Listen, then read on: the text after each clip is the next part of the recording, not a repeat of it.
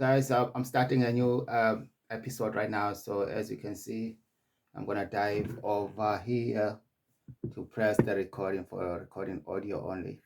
But I'll leave this video running because it's my weakness for this episode. So it's good. So that's what I'm gonna do right now. So yeah, good. So I'm gonna start.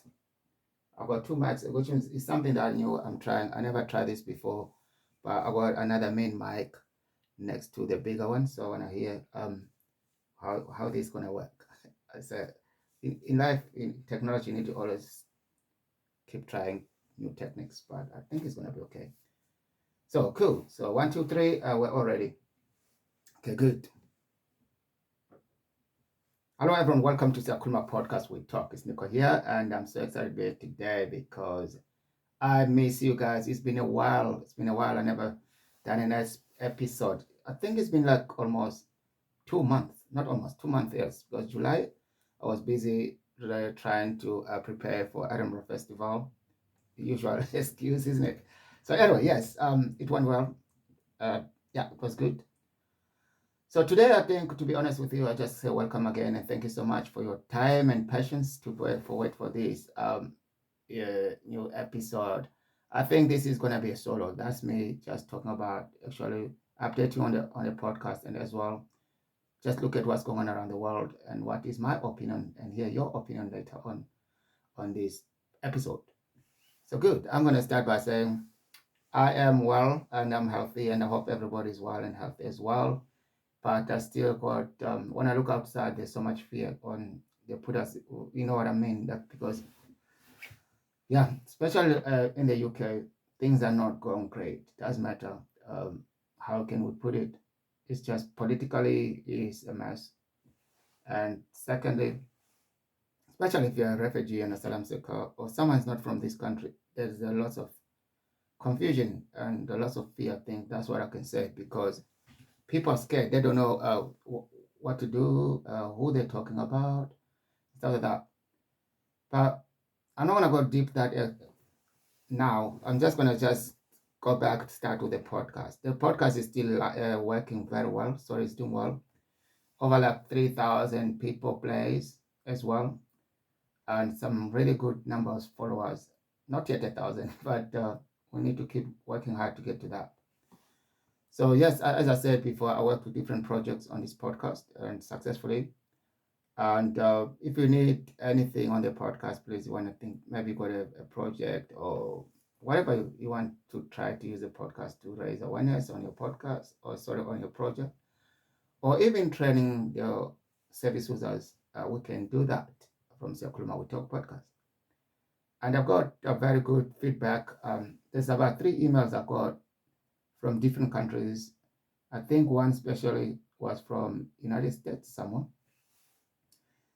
mentioned that what I said, I can't remember which episode, but she's like, oh, that resonated with me and with us here. But I got a friend of mine who was involved in United Nations, something she spoke on that. She said she'll be happy to come to your podcast. Like, wow, that's amazing.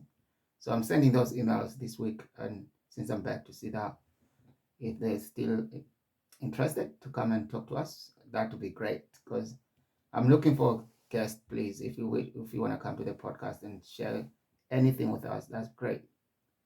So that's the podcast, and I've got some new.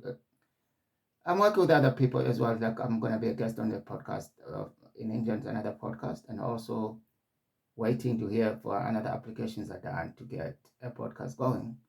So it's really it's getting. I'm gonna work hard on this because.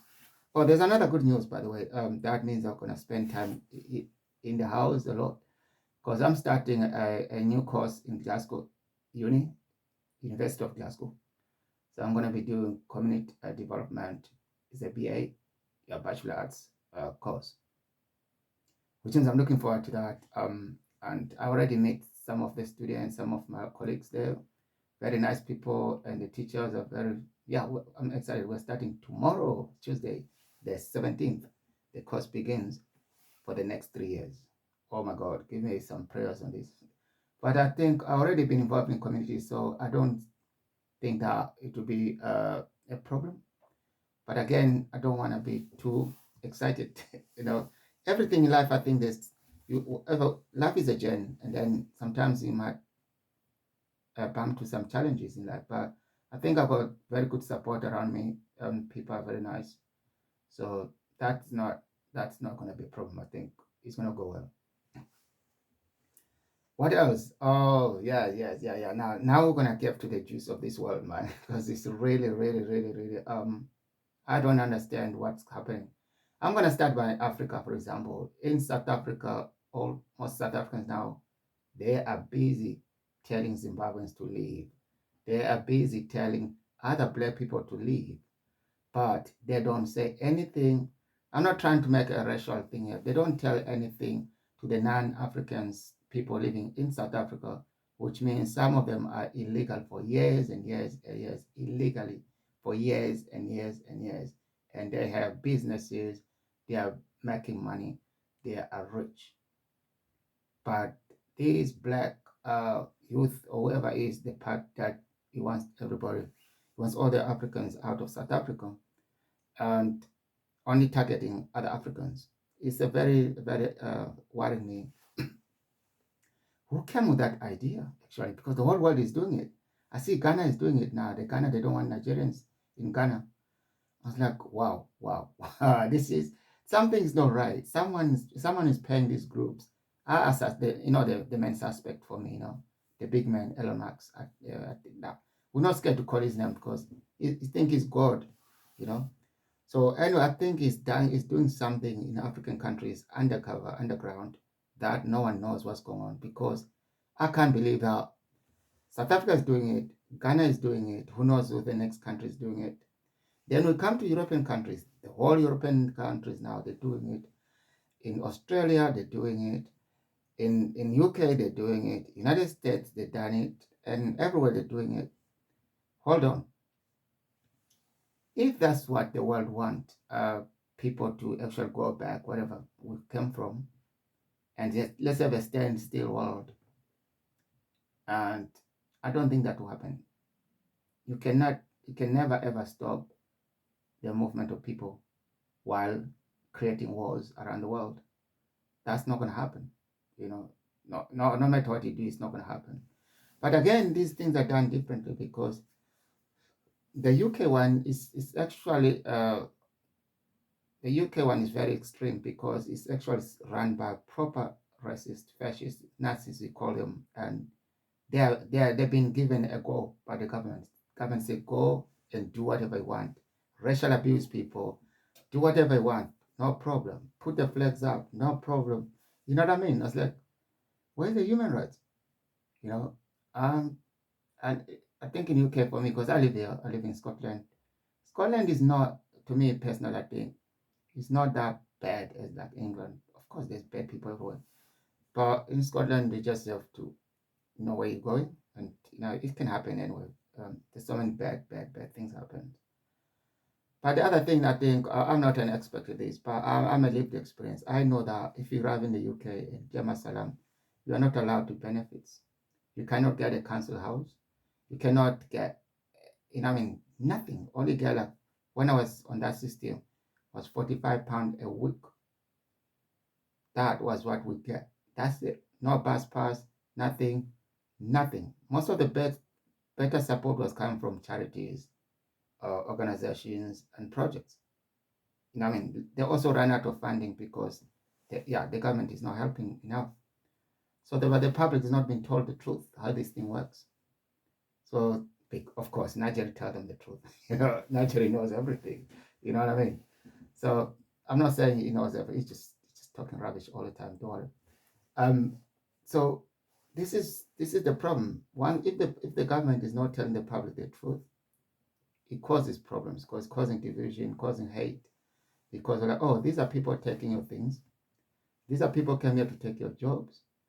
And we've seen so many stupid videos online that people interviewing these people like, oh yeah, they came and take our jobs. Do you have any experience? No, I've got crime records, so I can't work. But what's the point then?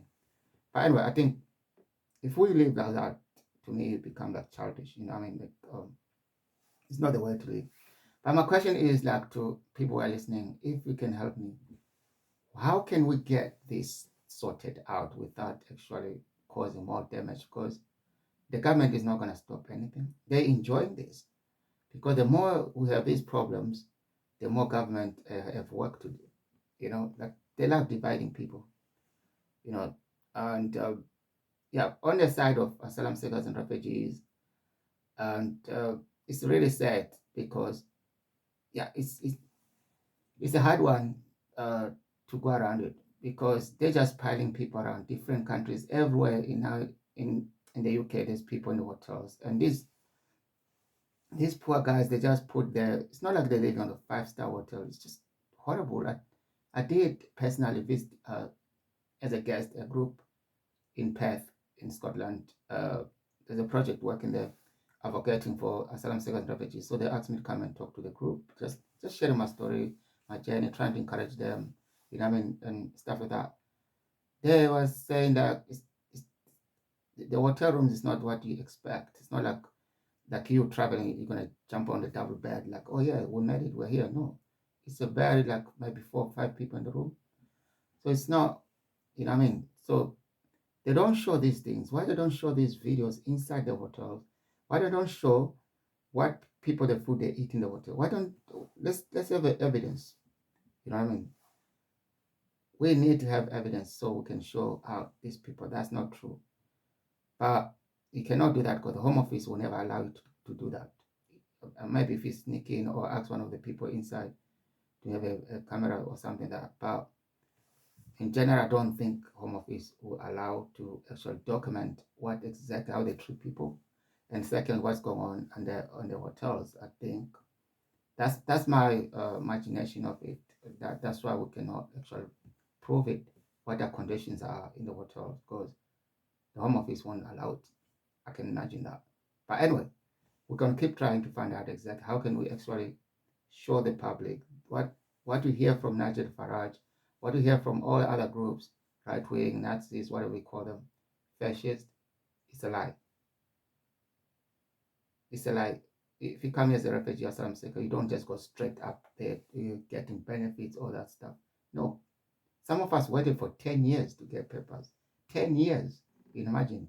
10 years just like hustling, homeless.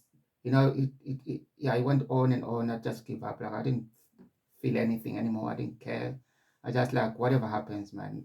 That's the way it is. Then suddenly the case changes, and then you get your paper 2.5 years. You think, oh my God, my life is gonna be good. Let me tell you guys, I'm not gonna talk about anyone's case. I'm talking about myself, and I'm not gonna talk about my case all the way up. No, just like basic understanding how this works, how the Home Office punish people. So I get 2.5 years, right? I was lucky to be entitled to benefits or whatever, yeah. But some people get 2.5 years without what's called the public funds, and you have to apply for national insurance, and it's hard, you know. Let me tell you something. Even to get a job is not easy. I've been trying to apply for a job almost now 1.5 years. I wanted 2 jobs, and these jobs are not very good jobs. Was one of the jobs like you do 10 hours non-stop, no break. I'm working in the kitchen in the pizza place, like very busy, like in hell. So you come in at 5. If you come at 5, you're like you come at 5 to 10, no break. You eat standing, just move. You go home, my feet, my everything's just like killing. That's not the job you get. I applied the job start. And the other thing that let me go back a bit. The other thing, the difficult thing like to get a job after you get a paper is that my CV has a big gap. What I was doing the 10 years, you know, 10 years waiting was about volunteering. Most of the employers, they don't take volunteer as a skill. So you got a gap for 10 years or 5 years. You do some training courses and stuff like that. You know, to be honest, I've done everything. Go to the hospital training courses. You do 30 hours for free for replacement, and then they don't give you an interview. Oh, one they give me an interview, and then all what's called It was really good. The feedback, like this, turn up on time, is very nice and smart, well talking to the guest, like him, very, very, very well spoken person. I would recommend Nico to be employed. Uh, I was like, okay. Then there was a job available in the same hotel I applied. They do an interview with me. Then they said, sorry, we're choosing someone else. After they told me, they said on the feedback that I'm one of the greatest in people person who came to do the 30 hour for free and paid. So I can actually recommend it to get a job. Now they got a job, but they can't give me a job. You see, how painful is that? Knowingly, you wake up every morning, 8 in the morning, 7 in the morning sometimes, to do that work for 30 hours and paid, and then what you get is not you. What that tells you, it kills my confidence to look for work. First of all. Secondly, it might me think that there's something wrong with me. Or thirdly, it goes back to political, like, oh, is it a racial thing because of that? Which means I really try my best every time when something goes wrong not to bring my color as an issue, because that's not the way life should be. So I don't want to always imagine that should be like that. So I always try not to use that as an excuse or whatever it is. But I know some cases it is the issue, but you can always try to distance yourself from that. That saves time of looking at the world negatively. So that was the challenges for me. And then now I decided, that's why I decided to do this course, community development in the Glasgow University. I was lucky as well to be accepted by the scheme, what they do, undergraduates, sorry. So because I think that if I do this well, which means I will, then I will have my very, very strongest thing to show my CV. And second, of course, by that time I finish 3 years, I'll be very, very well organized as well. Maybe working already in a better place. But it's not everyone is got a lucky like me, like what I did. So that's me talking about me. Okay, I don't know. Everybody's case is different. So please, I'm not here as well to tell people how that's the way life works. I'm not an expert for anything for anyone. I'm just sharing in my own lived experience how I know how the system works. People don't get papers very easily. And secondly, when you apply asylum, doesn't mean you get a council house or you get the benefits. That's not the way it works, you know. So because of lack of knowledge or information from the public, it become a chaotic thing because you know people just get angry. I mean, it's really not nice. But some of us have been here like over 20 years. Come on, man. What do you think? Where I'm gonna go? If you say go back to your country, where? Which one? Some of the countries were born, they really still the same government for 45 years, same system, same treatment, poverty, no jobs for young people, government harassing people every day. It's just on and on and on. Hospitals are full of. Once you are sick, there's no way coming back. Imagine that. So people sometimes like, if someone asks me, why did you come to this country? After 20 years, the reason I came here after 20 years, the situation has changed, okay? I cannot keep saying, oh, yeah, I came here, yeah, of course I came here for my safety, that's fine. But what about if the Zimbabwe, for example, I left 1994, different countries, I went different countries and stuff like that. So you ask me the situation right now, all I hear here only like from people back or maybe online or something that personally I have no idea. I have no idea. I cannot tell you what's going on in Zimbabwe right now because I've never been there for years and years. You know what I mean? All I hear here nowadays, we're living the world of social media. Everybody's an expert and stuff like that. So I can't guarantee you that what I heard on TikTok or whatever it is, that's the way the country is. No. So I think if someone asks you, why did you choose to come to this country? It's a very, it's a good question. And second, it's kind of like a really demonizing, like, oh, why have to explain myself all the time after 20 years? Why do I need to explain every day, every time why I come to this country? Why don't you go back to your country? Why did you do that? Maybe it's a good question, but you need a very good conversation. I don't know. Can we give this question an introduction? Maybe like how are you? How are you? How are you? How you get on? You know what I mean? Like let's talk normal. Maybe I'm working in Asda. Why don't you ask me how was the job in Asda? Blah blah blah. You know. And then imagine me asking someone from those kind of people from this country, ask them, do they ever traveled far away? Did they ever been to Africa? Imagine starting by that. It's not a bad question. You must say, no, I've never been. I'm thinking about it, you know. But me, I'm already here. I'm not thinking about it. You know what I mean? I'm already here. So why should I be thinking about it? You know, there's a difference between someone is been or someone is here or someone who's thinking about it to go. You know what I mean? Um, I don't know. This is another question, really. It's really I don't know what people think. Like, if someone asks you, why did you choose to come to this country? Straight away. No other even comfort. Sometimes they have to build up a punchline, but this one is a straight punchline. Boom. Tell me why. Oh, yeah, I came for my safety. From what? Now you have to start again. Another interview from home office take 2 hours. Now you're doing it to someone on the street again. People always talk about people have been traumatized in some cases. When you ask someone who's been traumatized and ask them about their scars, like what happened to that? You know what I mean? How do you think they respond if that was a really horrible thing happened to them? So maybe the public need to be educated as well how to go around about actually want to know something instead of like asking, demanding without knowledge, even not knowing what that person went through. I don't know if that makes sense. So in this podcast, actually, it's an open space. That's why I always come and talk and just to get to understand what other people think about not only what I'm thinking, but my own opinion. I think being a refugee, asylum seeker, or non-British or UK these days is very, very dangerous. It is scary, and it needs to be stopped. I don't know how, because the government is enjoying it. They're not doing anything.